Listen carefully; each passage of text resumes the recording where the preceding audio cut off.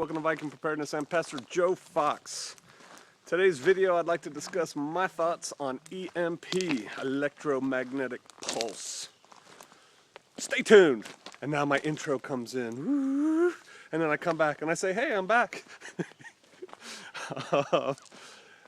Today is the last day of Sukkot, Feast of Tabernacles. We've been camping for a week, hence my slightly unkempt appearance as I walk through the woods of Shofar Mountain. I know a lot of y'all have been asking me about EMP, what I think about it, what I think you should do about it. First thing, understand, I am no expert on electromagnetic pulse or things like that. I can just read. I read a lot.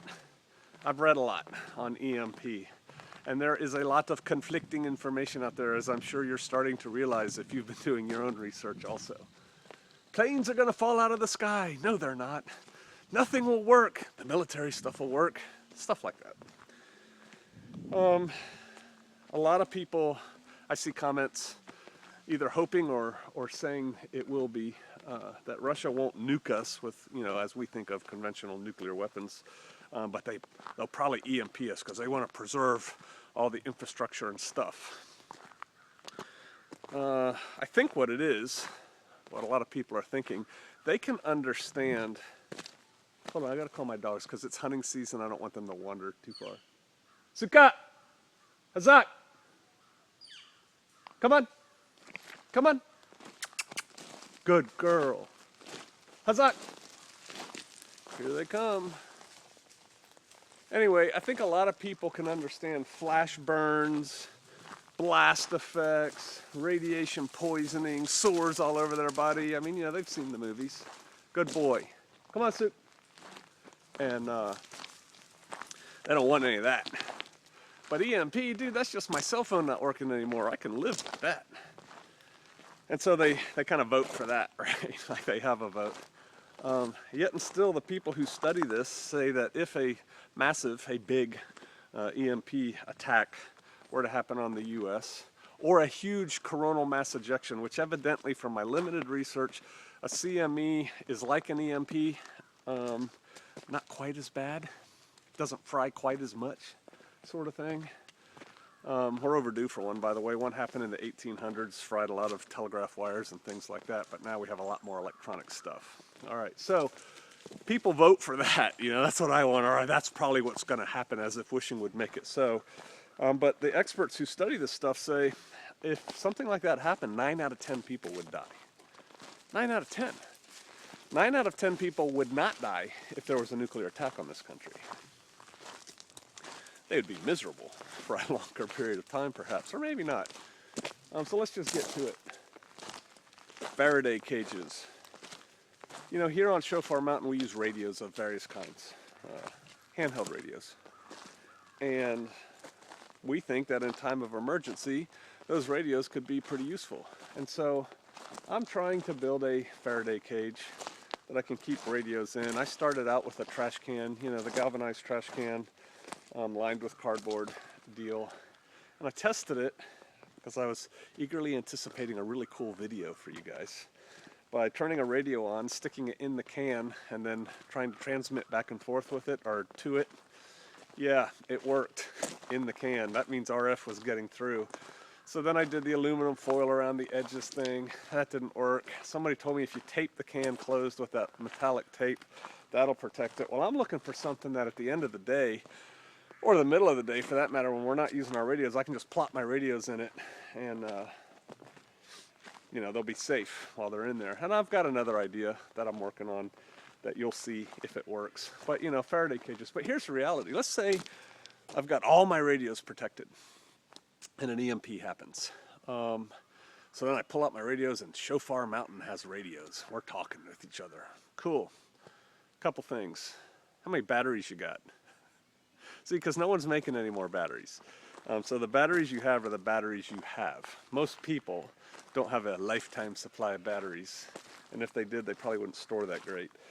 And if I was the enemy, if I was the guy popping an EMP to hurt somebody, I would pop it, and then probably 2 or 3 weeks later, I'd pop another one.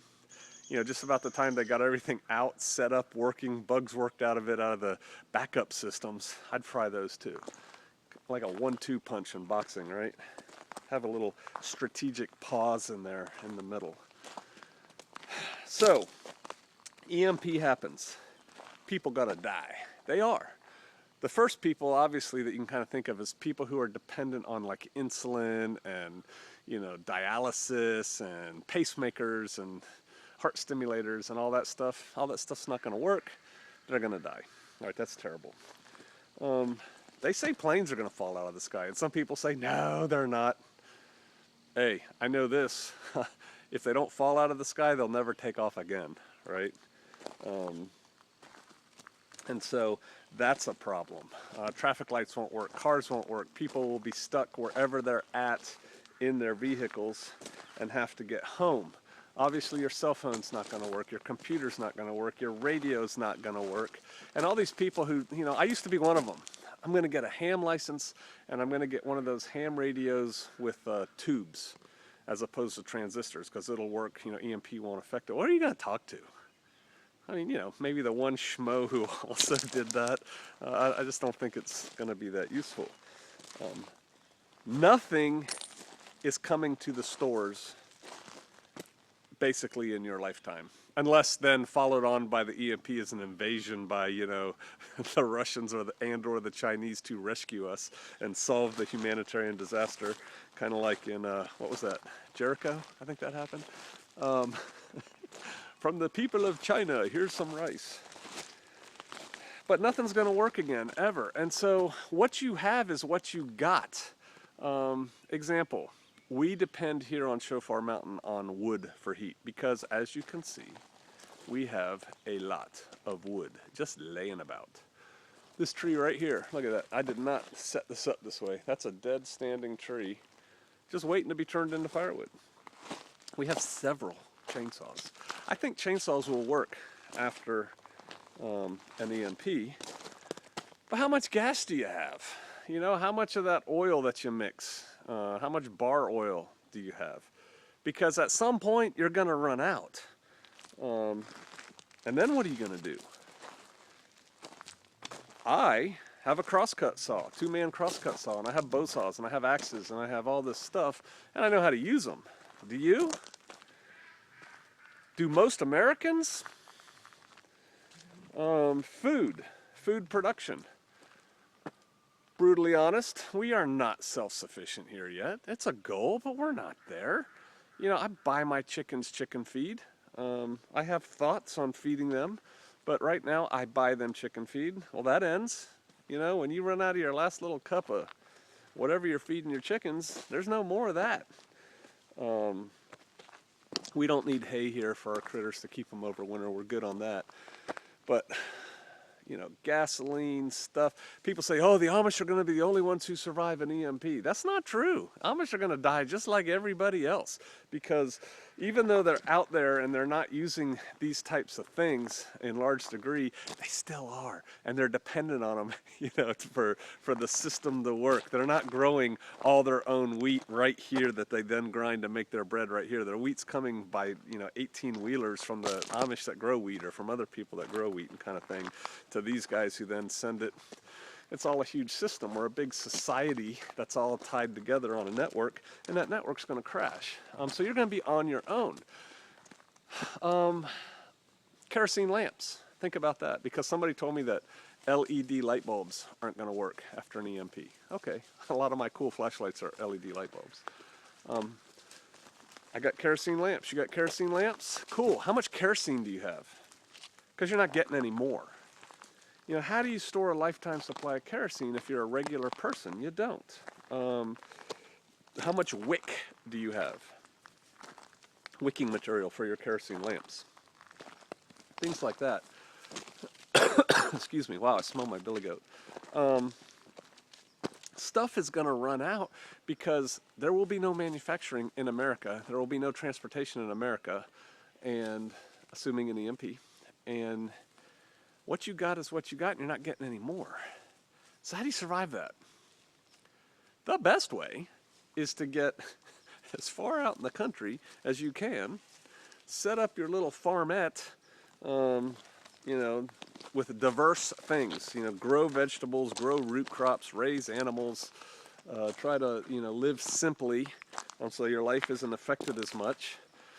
And then when it happens, you'll have a bigger head start on everybody else than the apartment dweller in Manhattan, let's say. What if you're not?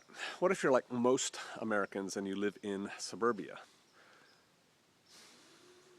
You better figure out how you're going to produce your own food, how you're going to produce your own heat, how you're going to take care of everything on your own. Start figuring that out. Get the tools now. Get that good axe now. I'm not saying you have to buy a $10,000 axe, but you know, get a decent axe, not some Harbor Freight axe. Learn how to use it without killing yourself. How do you do that? By using it. Get some classes, watch some on YouTube, and then start using your axe. Learn how to identify wild plants. Learn how to do your own medicine. You know what it comes down to? Basic preparedness level 3, right? It solves a myriad of ills. People are like, how do you survive through nuclear war? Well, the same way you survive through everything else, pandemic, you know, EMP, piracy, whatever. The only addition you need with nuclear war is shielding, right? You know, mass between you and the bad stuff. And so, yeah, you need to start really thinking hard about being a pioneer. And if you can't do that now, okay, you can't do that now. You should still put yourself through the what if. Okay, I can't do that now, and an EMP just happened, and everything electronic just stopped. Pew. What do I do? What am I going to do next? See, what you do right now is establish security, get your people together. How are you going to do that with no radios and cell phones? I suggest you have a plan. In the absence of comma, we will all link up here. And then get ready for bad people who are going to go crazy. You know, your shotgun will still work after an EMP event. So will theirs. But the way to survive EMP, I think, is to get as self-sufficient as you can now. You're going to have friends that are worthwhile friends, that can do things themselves, that can help you, you know, everything from we have to carry this guy to the old lady who knows how to set bones, so we need 4 guys on this stretcher, to we need to fix this, I don't know, this road so we can get back and forth to each other. Well pumps, you know, the mechanical, not the mechanical, the electrical well pumps, they won't work. So do you have a backup well pump? Do you have a way to get and purify water that doesn't rely on anything electronic? So yeah, get as self-sufficient as you can, get as far out as you can, and if you can't, I get that. I used to be a 30-year-old with a job and 3 kids in the house. You know, I had to think about things. Develop a plan, because here's the reality. When an EMP occurs, your world has changed, and the quicker you realize that, the better off you'll be. When your boss says, everybody just sit tight, we'll figure this out, and you sit there for 2 more hours while you're figuring it out, the world is not stopping. The world is rolling, and you should be rolling with it. You know, you should be making your way home to your loved ones to get things squared away. Is there an abandoned old farm near you? Maybe you could pre-position some supplies out there, cache some supplies. Have a plan to move, you know, your family to it. Have a plan to move 5 families to it. You know, having a year's supply of food will be a good buffer for you and yours to sort things out. You have to have that year's supply of food in a manner that can be transportable if it needs to be transported, and you have to be able to secure it. But that will give you a buffer, right? If you can eat and keep yourself warm and dry for a year, hey, when it gets dark, go to bed. When it gets light, wake up. You know, that's what we do here. So think about those things. Solar panels, I don't think they're going to work after an EMP. And so you're going to have to live like a 1700s. My wife is yelling at the dogs. You're going to have to live a 1700s existence. Can you do that? Are you mentally prepared for that? Are you physically prepared for that? Are you mentally and emotionally prepared to see heaps of people going crazy and dying? Are you prepared to deal with dead bodies in large numbers? Are you prepared to deal with everything that needs to be dealt with for you right now that you count on other people for? Medical, education, entertainment, heat, water, yeah, food, da da da da da. If you're not, start studying. Start learning stuff. And I submit to you, don't just buy the books. Don't just read it or watch 3 videos on it on YouTube and then think you're good to go. You have to put hands on. Go put hands on and learn this stuff. Go start doing this stuff. Start trying to incorporate it in whatever way you can. And I'm talking about pioneering homesteading type things into your daily lifestyle. If you live in suburbia, you can grow a garden. You can grow an awesome garden. Those old dudes, they look about as old as me, that grow those awesome gardens in their backyard in suburbia? Yeah, get to know those guys. Should have already done that. So be prepared to be on your own. Think through long-term effects. See, you can survive the short effect. We have children running over here. You got to think long-term. You have to think you're on your own for the foreseeable future. What you gonna do? All right, hey, I hope that was helpful. I'll probably do more, especially if you guys give me specific questions, but again, I'm not the EMP expert. I'm just trying to get ready for a total collapse of society. That's my plan. I figure if I do that, no matter what comes, we should be okay. All right, hey, I'll see you out there. Woo, just got bright.